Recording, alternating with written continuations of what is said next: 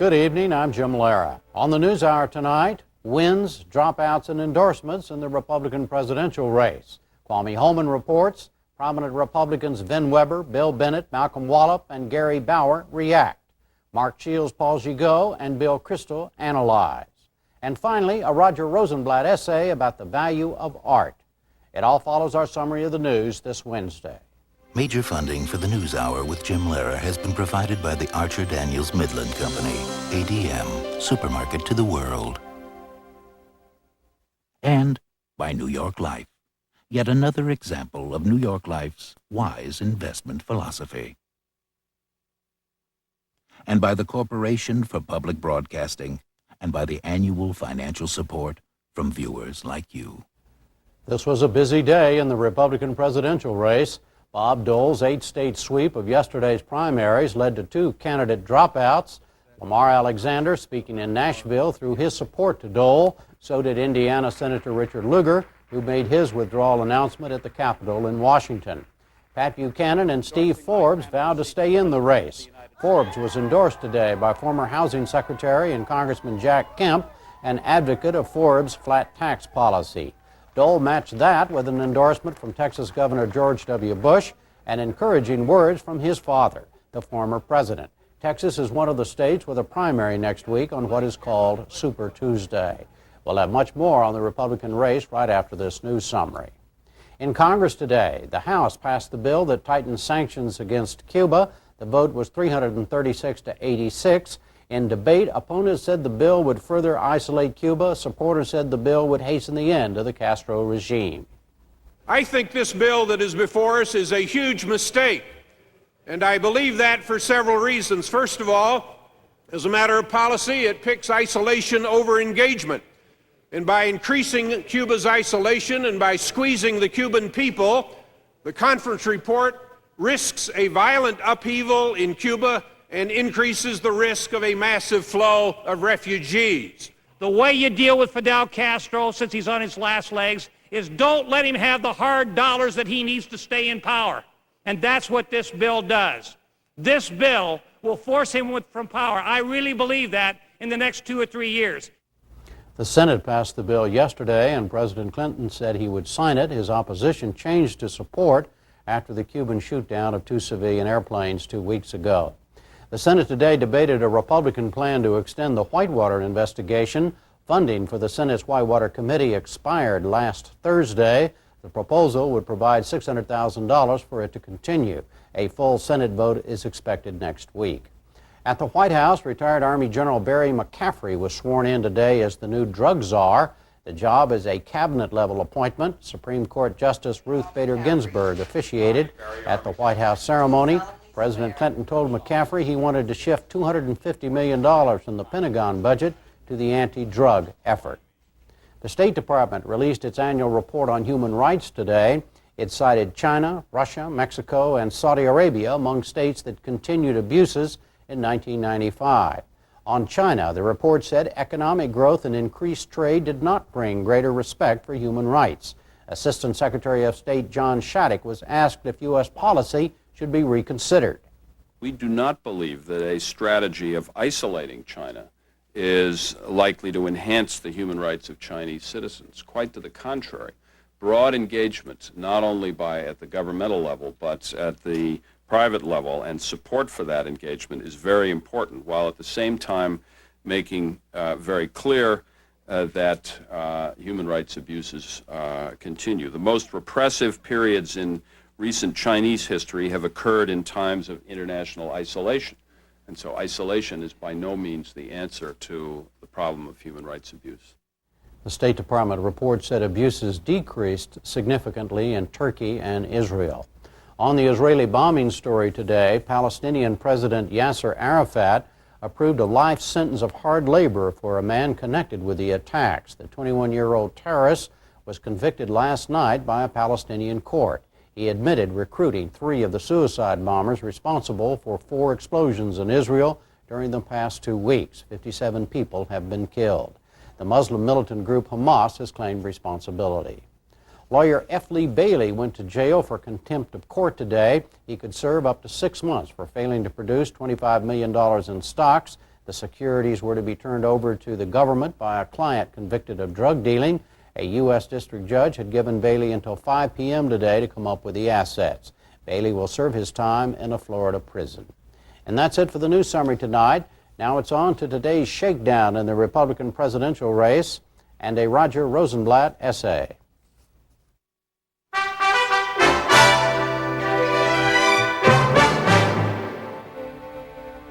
This was some day in the race for the Republican presidential nomination. It began with last night's 8 primary sweep by Bob Dole. Kwame Holman reports. Last night belonged to Senator Bob Dole. He won all the day's Republican primaries in Georgia, Colorado, Maryland, Massachusetts, Connecticut, Vermont, Maine, and Rhode Island. We found a leader to bring the Republican Party together.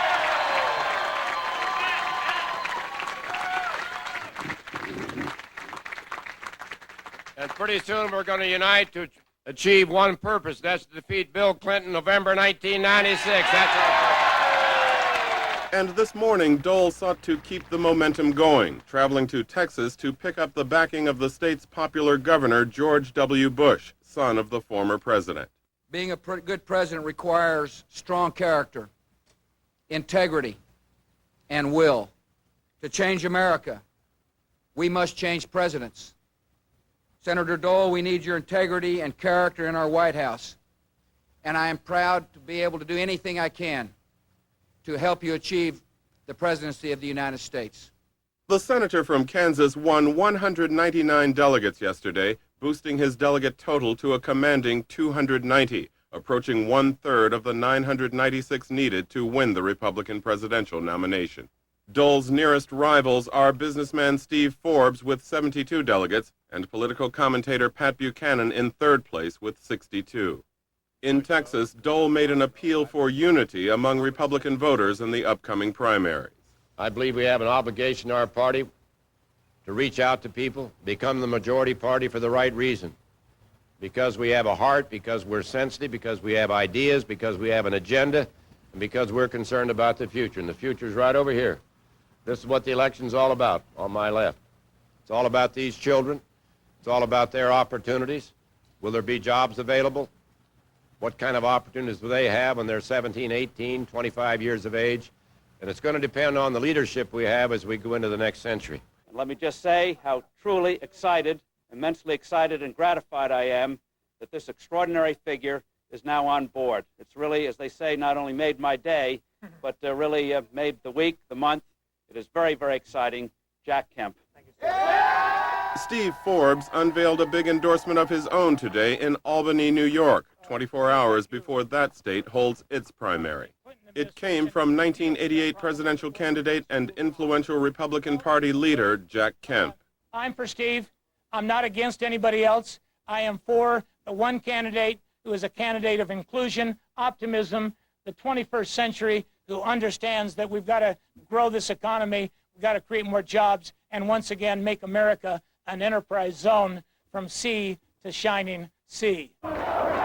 Meanwhile, candidate Pat Buchanan vowed today to continue his presidential campaign all the way through the primary season, despite a growing chorus of Republican voices against his candidacy. We are going, my friends, we're going to fight this all the way to San Diego. Right on the White House.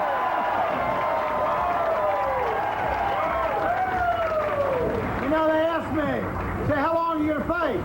I tell them, listen, we're going to fight until hell freezes over, and then we're going to fight on the ice. But quit was exactly what 2 other candidates did today. In the ornate Senate hearing room where he presides as chairman of the Agriculture Committee, Senator Richard Lugar of Indiana proved last night's rumors he'd drop out were true. He ended his presidential bid without winning a single delegate. I know now that I will not be the Republican Party nominee for president in 1996. After a remarkable day of voting in 10 states yesterday, the apparent nominee is a man for whom I have great admiration, Senator Bob Dole of Kansas, and I look forward to his presidency. We have to have unity in the party, and we have to have an appeal to independents and Democrats. This is not an ideological party. It's a party that's very broadly based when it wins, and that will be the case this time. What would you say to Buchanan? Well, he's a great competitor. and I think a terrific thinker, and he'll make his case. But ultimately, a majority of Republicans have to make their case, and it is one of a broader party. It's an inclusive party. It's one that is humane and thoughtful. That has to be the hallmark of a winning party. And in front of a hometown crowd in Nashville, Tennessee, the state's former governor, Lamar Alexander, ended his year-long campaign for the White House. He threw his support to Dole while throwing cold water on the campaign of Pat Buchanan. Senator Dole got the votes I was hoping to get. I think it's fair to say that all through this campaign, I showed my respect for Senator Dole. I simply said that I thought I was a better choice to take our agenda into the next century and to be the first president of the next century. And I think the voters have looked at me and they've looked at him and they've concluded that his experience and that his maturity is what they would prefer. And I think I have lived long enough to know the difference between continuing to fight the good fight and ignoring reality. And I have listened to the voters and accepted their decision. I will say about Pat Buchanan that his Buchananism is exactly wrong for our party. Exactly wrong for our party. I suspect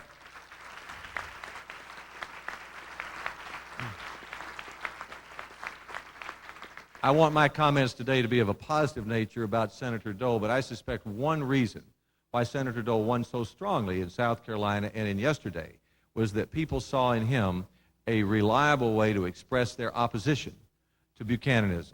And I will lend my own weight, whatever weight that may be, to stopping and discouraging this negativism, hunkered down, pessimistic view of America that is all conjured up in Buchananism. I mean, the idea of Pat Buchanan as president is not a serious idea. He belongs on crossfire, not in the White House. But for now, it appears the Republican unity called for by the frontrunner will take a while longer to achieve. Now, how these events look to those on the inside the Republican Party, Margaret Warner has that. Now the perspectives of four key Republican players in this campaign. Vin Weber, former House member from Minnesota, is co-chairman of the Dole campaign. Malcolm Wallop, former senator from Wyoming, is national chairman of the Forbes campaign. William Bennett, former Reagan-Bush cabinet official, was national chairman of the Alexander campaign. And Gary Bauer, also a veteran of the Reagan administration, is head of the Family Research Council and American Renewal, a conservative think tank. Welcome, gentlemen. Bill Bennett, since you no longer have a dog in this fight, let me start with you. Today, Pat Buchanan said that he thought Senator Dole's nomination now seemed inevitable. Do you think it is? Probably, yes, I think it is. If you look at the numbers, he's piling those numbers up pretty well right now, pretty effectively. Lamar Alexander's endorsement will help if one assumes most of Alexander's supporters go to Dole. That's just a greater number. We'll see what happens in New York and on. But it looks as if Republicans are saying in pretty strong numbers they want Bob Dole. Malcolm Wallop, how do you think the last 24 hours have left this campaign? Well, it's as previous sort of 24-hour periods with now Bob Dole up. For a little while he was down, and my candidate Steve Forbes was up, and early on Pat Buchanan was up. I don't believe that it's over, and Steve Forbes doesn't believe that it's over, and we secured the endorsement of a leading American conservative, colleague of Bill Bennett's, Jack Kemp, today. So our view of the race is not over, nor do we feel that it should be. Vin Weber, do you think that at this point Pat Buchanan or Steve Forbes can deny this nomination to Bob Dole? No. I think that Bob Dole has effectively won the nomination unless he makes some huge and unexpected error. The question at this point is, will the Republican Party unite behind Senator Dole early enough, quickly enough, and thoroughly enough to give us the maximum chance of defeating Bill Clinton? Look, we had a long, well-contested fight for the Republican nomination. Candidates across the spectrum from every region of the country, they challenged Dole in every conceivable way. At some point, the party has to look at its own interests and say, all right, we've winnowed the field really down to one effective candidate. That's where we are today. We're going to nominate Senator Dole for president. Will we nominate him as a strong leader who can unite the party and beat Bill Clinton, or are we going to continue to nitpick him all the way to San Diego? That's the question. Well, Gary Bauer, Pat Buchanan has said, though, that he's going to stay in this all the way to San Diego. What do you have not endorsed him, but you are often advocating his policy positions. What do you think he really wants at this point? Well, I think Pat all along has been interested in where the Republican Party is on a host of issues. I think he has been very specific about the social issues, the sanctity of human life, a feeling that the party has devoted a lot of rhetoric to those things, but really hasn't done much policy-wise. And of course, this whole galaxy of issues about the economic anxiety that working class and middle class families feel in America. I believe that Pat probably will stay in the race because he wants those things to be on the agenda. And you know, Margaret, I actually think that Forbes and Buchanan being in the race improves Bob Dole's chances because it makes him sharpen his message. It makes him deal with issues that I think the American people care desperately about. And a party like ours shouldn't want to fold things up in early March. My goodness, we got a long time for these things to be debated. You're shaking your head. Well, I like Gary. I think Pat has a right to stay in the race. Gary, there's absolutely no historical precedent for what you're saying. It's very clear from all modern history when a party has to fight all the way to the convention, it doesn't strengthen the front runner. Kennedy did not strengthen Carter. Buchanan did not strengthen Bush. I mean, the parties, Pat and Steve have a right to do whatever they want to do, but we as Republicans who care about electing a president ought to be ready to say no. It's over. It's time to unite behind Bob Dole. That's the way we can win the House. I think there are millions of Republican voters that still want a chance to vote in primaries with a choice instead of having it decided in Washington that the race is over. But let me let both Bill Bennett and Malcolm Wallop weigh in on this point of whether it strengthens the ultimate nominee for this fight to continue and have Buchanan stay in the race or not. Sure it is, and we ought not to be coronating Bob Dole. I mean, this is, after all, an election in which he tried very hard to keep any choice for New York Republicans off the ballot. We believe that Steve Forbes has a message that is resonant in this country, and Bob Dole will either have to embrace some of it or contest the reason why we ought not to have a pro-growth, future-oriented presidency as the goal of the Republican Party. Bill Bennett, what do you see as the impact of the continued Buchanan and Forbes candidacies? Well, you're always making a record for the opposition. You're always making a record for Bill Clinton to pick up when we get into the general election.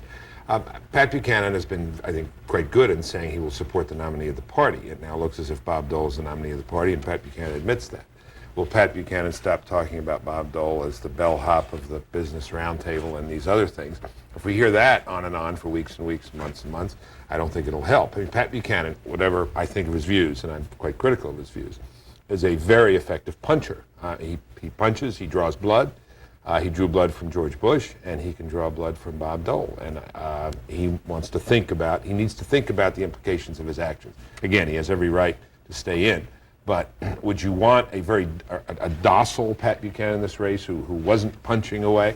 I don't think so. That wouldn't be Pat Buchanan. So if he stays in, is he really going to do Bob Dole any good? Gary Bauer, do you think there's something concrete, though, he wants? I mean, the abortion plank in the Republican platform, something concrete. Oh, absolutely. I mean, I think these are very concrete things. I think he wants a clear commitment from Bob Dole or the party in general that it will not just give lip service to these social issues, but that it will really try to push policy for these things. I think he wants the platform to be absolutely clear about these matters. And I think, I don't want to leave out these issues of economic anxiety. I think they're important issues. I think Bob Dole is beginning to address them. I don't think the Republican Party can win unless it has a growth message that also deals with the feelings of millions of middle-class and working-class Americans. I think if Pat Buchanan thought the party got that message, that he would be much more likely to reevaluate what he's going to do as we get closer to the convention. Respond. He has not had a growth message. In fact, it has been a protectionist message. And the contrast between Steve Forbes and Pat Buchanan is, while they're very similar on the social issues, on the issues of growth and jobs, we have the feeling that America has never been able to create jobs or protect them through government, and only you don't have downsizing when the country is growing, and nobody's calling for growth. Except Steve Forbes. Bob Dole's surrogate here weigh in on this. How are you going to satisfy both of these? Pardon me, we're at the whining and nitpicking stage of this campaign. When you talk about economic reform and economic growth, Bob Dole, along with Newt Gingrich, was responsible for forming and choosing Jack Kemp as the head of the tax commission that has really set in motion the supply-side reform of the tax code. For this, he gets Jack Kemp endorsing Steve Forbes for president, which I totally don't understand. But to suggest that Dole has not been taking substantive as opposed to rhetorical steps to put growth economics on the platform of the Republican Party and on the agenda for this campaign is simply not fair. Looking at what this leader has done for us. Look, Senator Dole's a great guy, Vin, but when he says in New Hampshire he didn't realize economic issues were going to be a major factor in the New Hampshire campaign. But that's not what he said. That's not fair. Well, whatever he said, it's hard to put a good spin on it. He said he didn't realize that trade was going to dominate the New Hampshire primary in the final days of the campaign. Jobs. He said economics and Let me ask you all this. Given these differences, I mean, then how does Bob Dole handle in the coming months the continued Buchanan and Forbes candidacies? Oh, certainly he has to speak, as the whole Republican Party does, to the concerns raised by Pat Buchanan about joblessness in industries affected by trade. And certainly he ought to address Steve Forbes' concerns about growth. But essentially, he's won the nomination because he is the Republican candidate that can unite the party. No one is suggesting that either of these other candidates have any chance at all of uniting the Republican Party. Let me ask Malcolm Wallop to weigh in on that. Does Steve Forbes have a plausible scenario for winning this thing? What is the scenario for winning it? Well, we do. We believe that we'll be very, very competitive in Texas and Florida, and if that is the case, then in the Middle West states and on to California. There is a 996 scenario, which we find within our campaign structure plentiful, and Bob Dole, keep in mind, has a contract with American taxpayer that says that he has only $37 million to spend, and he's virtually spent it all now. That's his fault and his choice. But we believe that we have a competitive message to give out that is resonating and has resonated in certain elections with the American people. It's not whining, as Vin suggests. It is an alternative to a campaign that has yet to put any real structural proposals on the table as compared with Steve Forbes. And Senator Wallop, is Steve Forbes committed to go all the way to San Diego fighting this? I have heard nothing to the contrary of that, and his public statements have all been in that direction. So I would have to guess at this moment that that's his intention. Well, my concern, my candidate, Lamar Alexander, before he dropped out, raised some worries about the Dole candidacy. But he said today, look, the American people are choosing Bob Dole. Let's get behind him.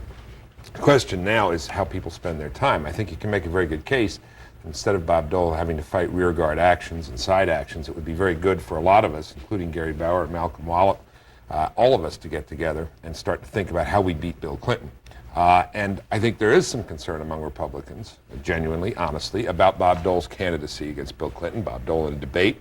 Well, the task there, it seems to me, ought to be to help as much as people can, to try to make the arguments, to try to get everybody together going in the same direction on this. Again, people have perfect right to stay, and it's a different argument. To be fair to Gary, it's a different argument to say, look, he wants to keep Buchanan or someone wants to keep issues in front of the American people, wants to be sure they're part of the platform, and that's certainly legitimate. But I think how people conduct themselves, the way they make their arguments over the next couple of months, what they say about Bob Dole, everything is being recorded, folks. That's being said about Bob Dole. Look, it is, but it's hard to say that Pat Buchanan has been the one that has been the problem here. Some of the things said about him have been unbelievable by some of the folks on this panel. But look, let me just say, if everybody tones down the personal rhetoric and discusses the issues facing the party has got to be better off because of that. And to not let Republicans in states like California have a chance to vote on a choice for the nomination, I think is just silly. Let me quickly ask before we go, what impact are these various endorsements from today going to have?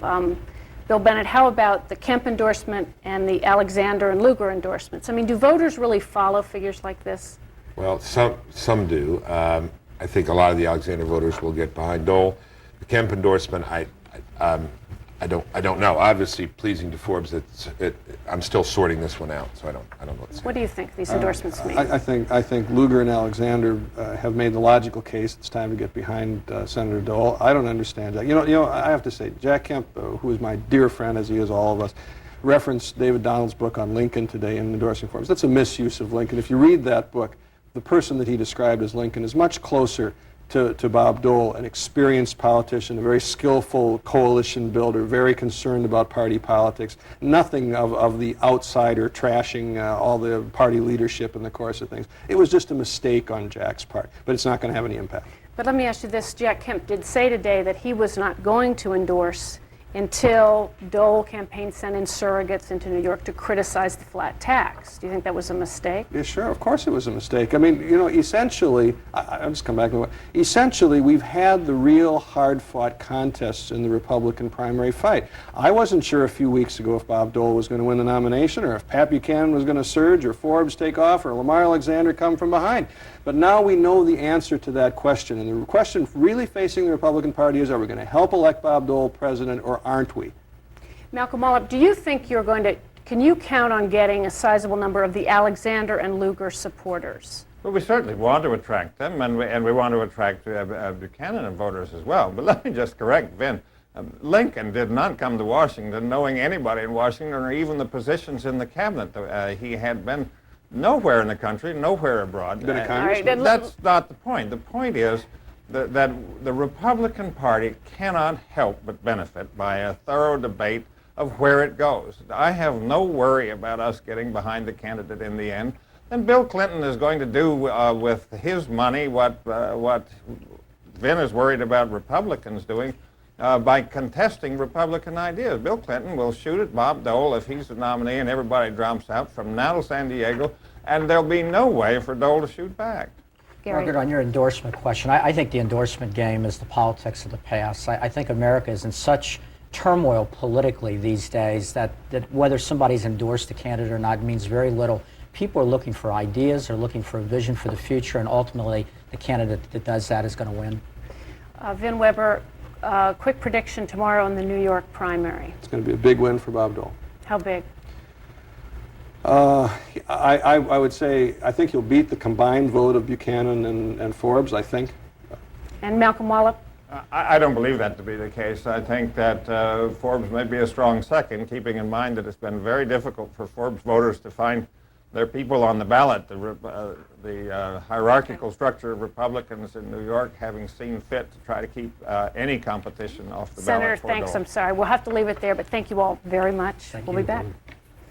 Still to come on the NewsHour tonight, analysis of the Republicans' big day and a Roger Rosenblatt essay.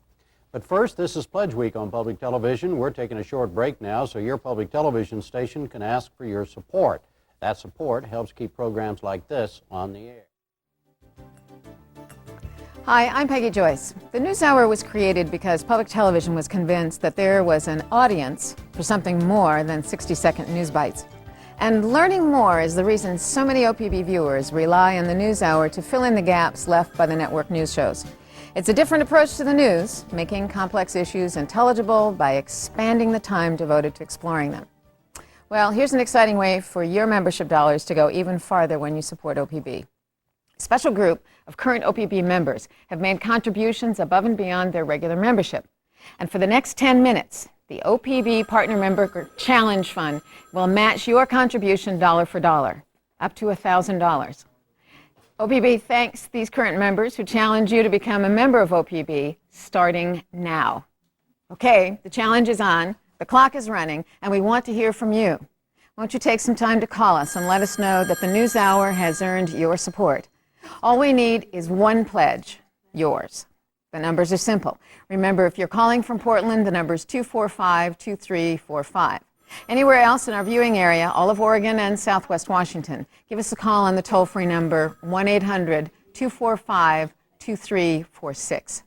Memberships begin at $35 a year. But if you're able to support OPB at a higher level, think about this. Right now, for a pledge of $75, you can have this handsome black and gold mug. Or how about an investment of $125 for the matching OPB black and gold sweatshirt? Your $60 contribution to OPB brings you this delightful book, Where to Find the Oregon in Oregon, by Bridget Beatty McCarthy. It's a comprehensive guide to Oregon's special places that represent the essence of the state, plus a listing of establishments whose products or services offer a local or regional experience. This easy-to-use book is yours with your $60 donation to OPB. These great gifts are great ways to support TV worth watching. The numbers are simple. Remember, if you're calling from Portland, the number is 245-2345. From anywhere else in our viewing area, all of Oregon and Southwest Washington, give us a call on the toll-free number 1-800-245-2346. Now, we have quite a few volunteers in the studio right now, and we only have a couple of people who are on the phones. Remember, this is a challenge period. The clock is running. You can see it on your screen. And for every dollar that you donate to OPB, it is going to be matched. So your $35 membership fee, the basic membership fee, basically is going to provide $70 to OPB. If you're pledging at the $60 level, that's $120. I mean, it's very simple to see how this can be a great time for you to contribute and to increase and really make your dollars count. Double the dollar amount of your membership pledge for OPB right now.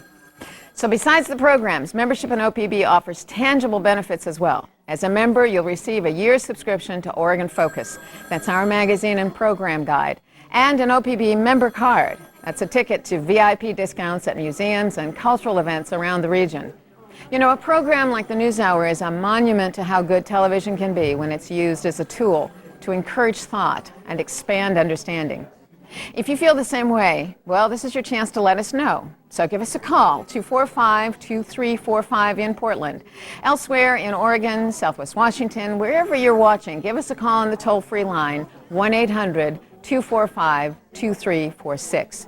Remember, none of this can happen without two important elements. One, public television's respect for you as an audience. And two, your financial support for OPB and programs like the NewsHour. It's an investment in the future that's worth every dollar you contribute, especially now when your dollars are being matched dollar for dollar. The easiest way to pledge to OPB is on your credit card. You can choose a one-time payment plan, or you can spread your contribution out over a period of time. You know, using Visa, American Express, Discover, and MasterCard also keeps us from having to put out a lot of money in postage, handling, printing costs and handling costs. It puts more money into the pockets of OPB, especially into programs that we buy for you to see. So if you're in the Portland area, give us a call now. There are quite a few volunteers who are not on the phones. 245-2345. From the desert, from the valley, the gorge, or the coast, wherever you are. Use the toll-free number, 1-800-245-2346. Now, I've got something else for you. Enjoy an evening with Rick Steves. That's public television's popular host of Travels with Rick Steves. Compliments of OPB. If you contribute $120 to OPB right now, and remember we're going to double that amount, so it'll be $240 that will come into OPB, you'll receive a pair of tickets to a reception and to his lecture on Sunday, March 31st at the Northwest Service Center. That's at 6 o'clock. Plus, you'll get two books, Best Travels in Europe and Europe 101, which is a guide to museums throughout Europe, and of course, both of the books are autographed by Rick himself. Don't miss this opportunity to meet Rick Steves. He is such a neat guy. I remember pledging with him a year ago, and I really enjoyed talking to him. And he knows so much about the travel business and about how to travel in the best way possible, how to get the best benefit out of the travel that you're taking. So all it takes is your contribution of a $120 donation to OPB, which, don't forget, right now in this period of time is being matched. If you're calling from Portland, the number is 245-2345. For your convenience, we've got a toll-free number for pledges coming from anywhere else in the viewing area outside of Portland, 1-800-245-2346. Remember, commercial television has the statutory authority to sell commercial time. It means they have the right to do it, to raise money. That's how they get their money. We don't. OPB doesn't have that option. Public television does not have that option. Instead, the programs themselves that we run have to sell you on the idea of making a voluntary contribution to support the station. And you know, traditionally during the NewsHour, we don't get very much support. I don't know why that is. Why is it that you people out there who watch the NewsHour don't call in and pledge your support? I don't get it. Right now, we're in a pledge period that is going to double the dollar amount that you pledge to OPB. So do it now. If you've never done it before, now is the time to do it. It's your decision. But if you're one of the regular viewers of this remarkable news program, then you already know how pledges can improve the quality of television journalism. And we're depending on that insight to convince you to pick up that phone and make a contribution of your own. Just go pick up the phone in Portland, 245-2345. Toll-free number outside of Portland is 1-800-245-2346. Now, once again, I'm going to give you a rundown of the thank you gifts that we're offering this evening during the break. And I want you to take a look at this terrific looking black and gold mug. I've got one in my hand right here. It holds a lot of coffee. So for those of you who go to Starbucks in the morning, bring it with you, have them fill it up. Isn't it great? Well, listen, for a pledge of $75, we'll send it right out to you as our thank you. Also, you can have a matching OPB black and gold sweatshirt if you'll support OPB with a $125 pledge, which is going to give us, what? Double that amount if you pledge right now. We've got 3 minutes and 33 seconds left in this match the pledge time period. So your $60 contribution to OPB is going to bring us $120. It'll also bring you this delightful book, Where to Find the Oregon in Oregon by Bridget Beatty McCarthy. It's a comprehensive guide to all of Oregon's special places that make the state, well, this great state. Plus a listing of establishments whose products or services offer a local or regional experience. It's in the book right here, Where to Find the Oregon in Oregon. This easy-to-use book is going to be yours with a $60 donation. Remember, if you do it right now, it's going to come in to $120 to us because that $60 is going to get matched by the Friends Foundation, the OPB Friends something or other. It's those great group of people who basically contributed that pot of money that we're going to pledge, that we're going to match with you this evening. Okay, we've got like, what, 2:46 left on the clock. So if you're in Portland, call us right now, 245-2345. We have plenty of volunteers who are not on the phone. So if you're outside Portland, if you're in the desert, you're in the valley, you're in the gorge, if you're out on the coast, use the toll-free number 1-800-245-2346. Enjoy an evening with Rick Steves, public television's popular host who travels with Rick Steves. Compliments of OPB when you contribute $120 to OPB. Remember, if you do $120 right now, that's going to net us $240. So you'll receive a pair of tickets to the reception to Rick Steves' lecture on Sunday, March 31st at the Northwest Service Center. That's at 6 o'clock. Plus, you're going to get both of his books autographed, Best Travels in Europe, Europe 101, and a guide to the museums throughout Europe. Both of the books, as I said, are autographed. Don't miss this opportunity to meet with Rick. To meet Rick Steves. All it takes is your $120 contribution. If you do it right now, oh, come on, we got like another minute, 45 seconds left. Do it right now and it'll get doubled. If you're in the Portland area, call us, 245-2345. Otherwise, use the toll-free number, 1-800-245-2346. So take this opportunity to demonstrate your extra support for television that's a cut above the ordinary. You can put your $75, $120, or $125 contribution on your credit card, Visa, MasterCard, Discover, or American Express. And tonight, your $55 contribution to OPB on your credit card is going to bring you a $10 gift certificate to the OPB Store of Knowledge. The store carries a wide variety of items that stimulate your mind, your curiosity, and your sense of humor. Select what suits your family's needs from the OPB Store of Knowledge. It's got something for everyone. Just ask for your $10 gift certificate when you donate $55 or more on your credit card to OPB. Remember, give us a call in the Portland area, 245-2345. Anywhere else in the viewing area, all of Oregon and Southwest Washington. Give us a call on the toll-free number, 1-800-245-2346. You know, we know that only 1 out of 6 people who watch OPB support the station with a pledge. Well, I mean, I'm telling you, you NewsHour people, you need to do this right now because you know the value of money. Because I know you all watch Wall Street Week on Friday. So we're not asking you for a lot. It would be easier if we were asking you for a lot, but we're asking you for a $35 annual membership amount, which amounts to just 76 cents a week. I mean, that's less than the price of 3 postage stamps. That's not much to ask for all you get, 7 days a week, 365 days a year. Oh, we've got 6 seconds left. Give us a call, 245-2345 at the 1-800 number, 1-800-245-2346. Do it now.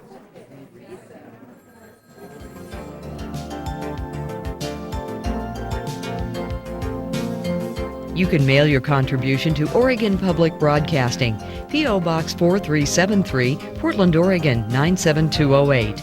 Or call 245-2345 or 1-800-245-2346, and your phone volunteer will be happy to take your contribution.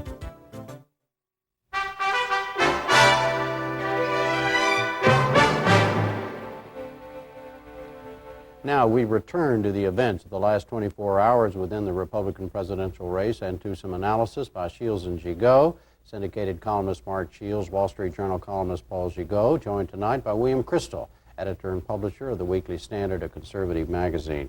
Paul, picking up on some of the things that we just heard in the discussion a few minutes ago, this question about whether or not Forbes and Buchanan staying in the race helps Dole in the long run.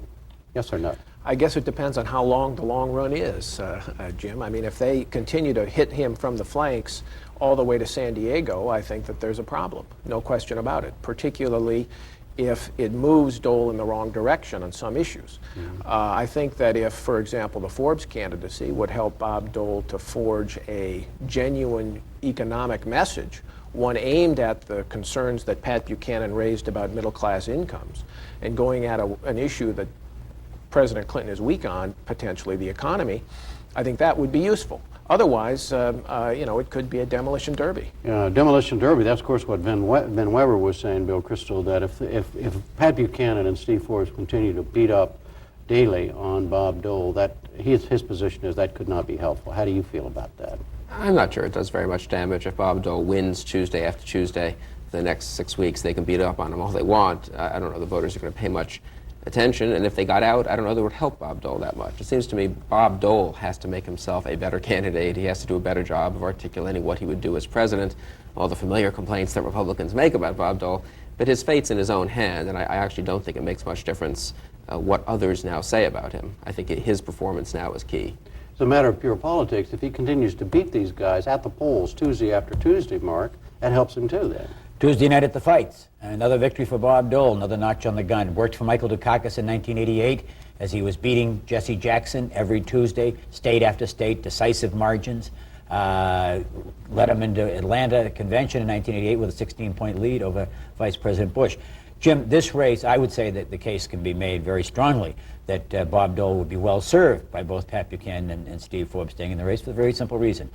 From the beginning of 1995 all the way through the Iowa and New Hampshire caucuses, this race was about to determine who would become the non-Dole candidate, the non-Dole out of that whole pack. Finally, it emerged. It was Pat Buchanan, who finished second in Iowa, then first in New Hampshire. Once Buchanan emerged, then the contest became who was going to be the anti-Buchanan candidate. Bob Dole was sharper, better, more focused, and more disciplined after New Hampshire than he had been at any point in the entire 16 months before that. Do you agree, Paul, that what helped Dole do what he did last night when had as much to do with people saying, hey, it's Buchanan, we got to get more than positive things about Dole? I think there was a big element of Stop Buchanan in there. One of the striking things about the exit polling yesterday was that Dole won among self-professed conservatives rather handily. I think there were a lot of Republicans who defined themselves as conservative who didn't want their conservatism to be defined by Pat Buchanan. And a lot of the party moved to coalesce and say we've got to stop him, and the institutions, even including a lot on the religious right, decided that they needed to make a pragmatic choice, not just a send a message choice. And that helped Bob Dole an awful lot. Bill Kristol, why was Buchanan not able to build on on what happened in Iowa and then most particularly in New Hampshire? Well, it turned out that he really can't get more than 30% of the vote in Republican primaries across the country. He's got a cap of support at 30%, and it turned out that Bob Dole was able to rally the other 70% of the voters increasingly to him. But at the end of the day, one has to say that Bob Dole was lucky in who he ended up with as his two final opponents. And I say this meaning no disrespect to Steve Forbes or Pat Buchanan, but they are two journalists. I say that meaning no disrespect to journalists here in this. This would be very dangerous here, but just move right along. Yeah, he's getting vicious. Neither, I mean, just in a simple-minded way, neither's You're editor and publisher? I'm leaving. Neither's ever been elected to anything. Neither, at the end of the day, I think, was really a credible nominee for the Republican Party. And if you had told Bob Dole a year ago, your two finalists are not going to be Pete Graham and Phil Graham or Pete Wilson or even Lamar Alexander and Dick Lugar, but two people who've never won an election, I think he would say, I'll take those odds. And that's really what happened, I think. Mark, you said on this program, you also wrote a syndicated column which said that that essentially Buchanan blew it. He had the attention after New Hampshire, and he went into his black hat and gun over the head routine, and he may have rallied his base, but he scared everybody else off. You still believe that? I do, Jim. I think that I really think that if the results in Arizona had been different, it changes the entire dynamic of the race. I mean, this is a race. Once it left Iowa and New Hampshire, which were retail states, which if I were a Republican, I'd be deeply concerned with Bob Dole. Bob Dole went into both states and lost 30 points. on sustained exposure in an adversarial setting where the race was just there. He did very well in wholesale states where he just did tarmac shots at the airport and was running on name recognition and local support and sort of a generalized message. I think if Pat Buchanan had shown some, other than that self-congratulatory self-indulgence of going out to Arizona, wearing the black hat and just kind of rubbing everybody's nose in his victory, I think it may very well. It was a very close outcome in Arizona in 1996. Yeah. Let me add. Mark is making the point that Pat Buchanan was a flawed messenger, and I think he's right. But he also had a flawed message for Republican primaries. I think that his protectionism in South Carolina proved to backfire on him. Bob Dole went around not to the plants that were closing, but to the BMW plants that were opening and adding jobs, took the issue head on, as Lamar Alexander tried to do, and proved again that protectionism is the fool's gold of American politics. It always looks great because you play the economic nationalism card, but when people get right up to their jobs and their livelihoods, especially for a president running for a national office in the national interest, it always fails. Bill Kristol, before you became an editor and a publisher, you were a Republican insider. Explain the Jack Kemp thing today. He does it on the day after Bob Dole looks like he's an inevitable winner. What happened? What's going on? Well, I was mystified as everyone else. I think he was offended that Bob Dole didn't take Jack Kemp's tax commission report more seriously, and indeed that Bob Dole became a pretty strong critic of Steve Forbes' flat tax, which is very similar to the kind of flat tax that Jack Kemp has endorsed. It is amazing, though, if you had said a year ago that if you had said Steve Forbes was going to endorse Jack Kemp's presidential bid, we all would have said, well, that makes sense. But for Jack Kemp to be going to endorse Steve Forbes' bid and then to do it the day after Forbes loses 8 primaries to Bob Dole is a little odd. It's a little bit like, signing up with Napoleon the day after Waterloo or something. It's funny timing. Do you have an explanation, sir? Some of what Bill says I think is right. Jack Kemp was on the fence on this for weeks. The Forbes campaign was trying to get him, the Dole campaign. His whole performance. I ought to point out that Steve Forbes and Jack Kemp go back a long way. They're close friends. They're also political friends and ideological friends on issues, right, for a long time? Oh, absolutely. Steve Forbes, in fact, is, I think, involved in financing Empower America, which is Jack Kemp's think tank here in Washington. And said if Kemp had run, he would not have run. He would not have run, that's correct. He was trying to fill I want to make sure that everybody understood that. He was trying to fill the Kemp vacuum within the party. And his performance here, he made Hamlet look impulsive, the way he sat on the fence on all this stuff. But I think Bill is right. He was offended. He was offended when Bob Dole goes up in New York and has got a 30-point lead over everybody and goes up and starts saying there's going to be a revolution in Buffalo if the Forbes flat tax passes. And he was offended for weeks that the Dole campaign was really trashing not just the messenger in Steve Forbes, but the message, a Republican growth message. And if Bob Dole had taken that message to heart, I think what happened today would not have happened. You have an analysis, sir? I do. I thought Gary Bauer made a good point on the previous segment with Margaret, and that is that endorsements in American politics get a lot more attention than they deserve. We don't deliver groceries in the United States anymore. We barely deliver milk and mail. Nobody delivers votes. South Carolina. The first election I voted in was the 1960 presidential election. And Jack Kemp today reminded me of Governor Bob Minor of New Jersey, who was being importuned by John Kennedy, who was fearful that he would not get it except on the first ballot. And Minor resisted all of the importunings of Kennedy, and then he sent word after all the cajolery that he would be with Kennedy on the second ballot. Kennedy said, he's with me more and more, I need him less and less. And that's exactly what I think in this one. Nicest Senator Lugar and Governor Alexander, but Jack Kemp did one favor for Steve Forbes, and that is all the news was good news for Bob Dole. And Steve Forbes was dying. He was suffocating, and nothing but Dole good news. So it gave him a lead on today's story. Well, so it wasn't the second day of. In fact, when the announcement was made earlier in the day that Forbes was going to have an important announcement in a news conference, everybody assumed that he was going to withdraw. Yep. And that's where the state of mind was. Now, what does it do politically for Forbes, do you think, the Kemp endorsement? Not much. I think Steve Forbes will probably withdraw a week from now after he loses New York Thursday and then loses the Super Tuesday states next Tuesday. So I think the Kemp-Forbes alliance might just be a week long in this campaign. What about the point, the overall point that Ben Weber made a few moments ago, Paul, which is that, look, the point comes when the Republican Party must rally around its nominee. He says the point arrived last night. Do you agree? Well, it was certainly as decisive a win as I can recall in a primaries. I mean, it was 8-0, and it was a flush across the board and decisive in every single state.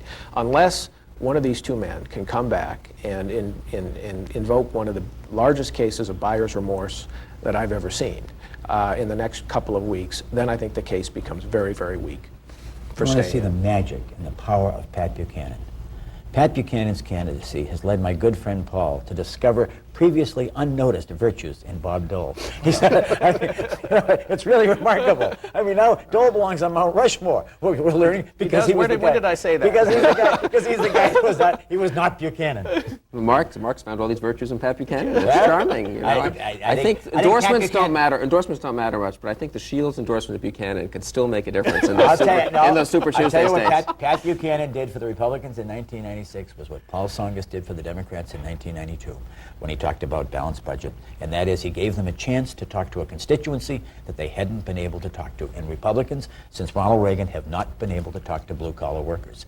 And that's what he gave them that opening. I'm not saying he delivered it, but he was the only one. The very fact that the New York Times is devoting several thousand trees and 55,000 words to this subject of downsizing, of layoffs, of the declining American future has nothing to do with you can call it protectionism, what you want. It's a question that the free market has left an awful lot of people out, and a lot of people are hurting in this country.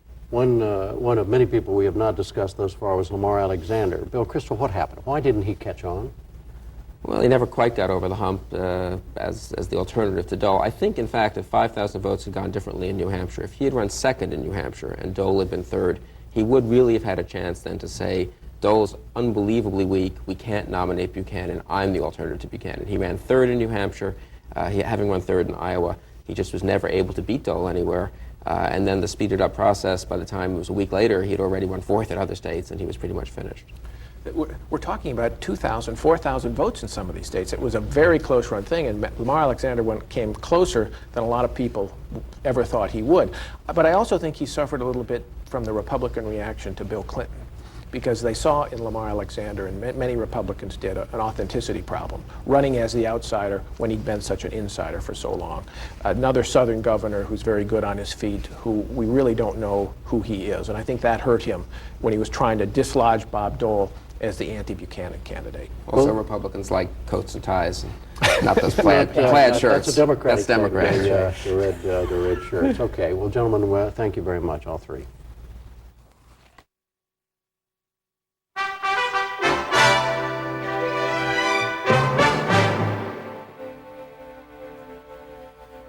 Finally tonight, essayist Roger Rosenblatt wonders whether reproduction hurts or helps a work of art. How shall we regain the use of our experience in the world of mass culture? Robert Warshauer, critic for Commentary magazine in the 1940s and 1950s, asked that question. It arises today in the context of a huge purchase. William H. Gates, Bill Gates, the chairman of the Microsoft Corporation, has recently bought the Bettman Archives, perhaps the richest collection of photographs in the world. There are 17 million pictures in the archive. Gates's intention is to translate the photographs into digital form and reproduce them into software for personal computers. This will provide a vast database available for everyone. And in fact, these famous Bettman photos, John F. Kennedy Jr. saluting his father's casket as it passed in the funeral procession, the Vietnamese children scorched by napalm running on a road, were made for reproduction. Otto L. Bettman had that in mind when he fled Nazi Germany in 1935, carrying 2 trunks full of images. And ever since, until Gates's purchase, his archive has provided photos for reproduction in magazines, newspapers, and on this screen. Now Gates comes along, raising both the amount of reproduced material and a problem in cultural appreciation. This thought was expressed by Edward Rothstein in a New York Times article, and it offers a real puzzle. Is there a point, asks Rothstein, beyond which the reproduction of works of art destroys the pleasure we take in them? We might add, does constant reproduction destroy the works of art themselves, make them less attractive, less art? How many times can we look at reproductions of Van Gogh's Potato Eaters, for instance, or of the Venus de Milo, or of the Mona Lisa, before they become visual cliches? After staring at Edward Hopper's Diner a couple of hundred times, do we grow weary of searching the painting for something new and personal? Do we grow tired? Does the painting grow tired? To return to Robert Warshau's question, how shall we regain the use of our experience in the world of mass culture? The question, fundamentally, is about the compatibility of culture and democracy. Unlike Renaissance Italy or Renaissance England, the American attitude towards works of art has always been the more people who receive them, the better off they and the works of art will be. Bigger, wider, freer. In a sense, all American culture is popular culture. More art means equal art, art for everybody. Behold the Bettman Archive. As soon as the photograph of the burning Hindenburg, or the pointing Malcolm, or the posing Betty is made for one, it is made for all. Photographs of U.S. presidents, or millionaires, or scoundrels, the more the merrier, the more democratic. But when does this incessant democratic reproduction take the spirit and the meaning out of art?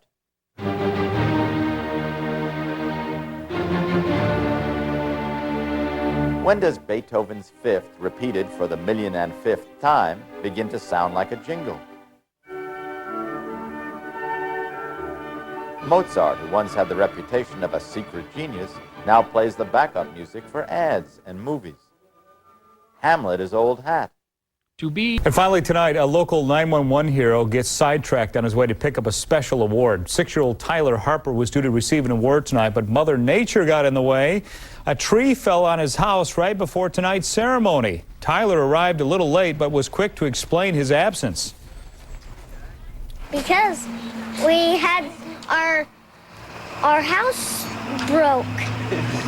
A tree fell on our house.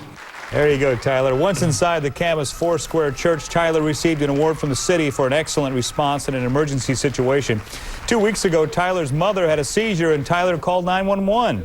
Paramedics say he also knew exactly where his mom kept her medicine, and that helped them know how to treat her. Just call him Tyler Harper, 911 hero. Now, if he can just get that tree off the house, he'll be in good shape. That would be great. Hey, we got time for a final look here with Matt. Yeah, let's bring him on in here. No big winds tomorrow, no big rains, but lots of clouds and some light rain, especially later in the day. We'll make it up to about 60 degrees. Friday, more of the same, and then Saturday, Sunday, look for a rainy but mild weekend. We'll try to get some dry weather next week, which would be, what, the last full week of winter. That'd be so. What do you think it's going to do July 30th? It'll be nice. What a time. Good night, Thanks everybody. for watching Channel 2 News, the Northwest News Leader. Tomorrow morning, join Dan Christopher and Janice Weibel for Channel 2 News This Morning.